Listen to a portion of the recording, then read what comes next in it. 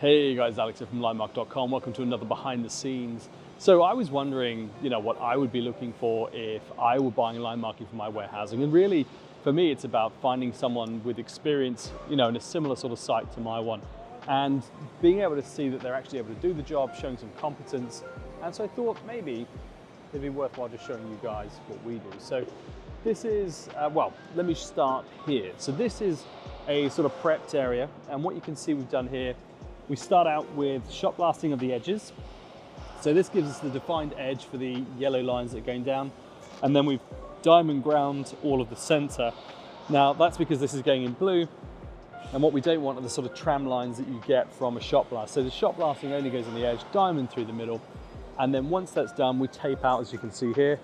And then as you move over, we'll apply then 2 coats. So this one's a single part. Whether you're using a 2-part or a single, really you want at least 2 coats on it.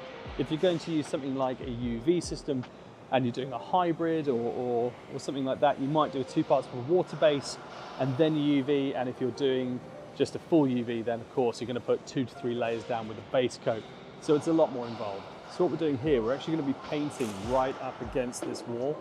So what we like to do is just run a tape line all the way down here. That just stops us getting any paint on the white wall that we've got there. So we've got tape on the edges, tape on the wall, and then all we're going to do is use a smaller roller, like a 4-inch cut-in that we've got just here. That's going to give us that really nice smooth edge to it. Then we're going to move up to a larger 12-inch roller that's going to do the bigger area that you see along here. So as always, I'm looking forward to showing you guys a little bit more of it, and I will see you all in the next video.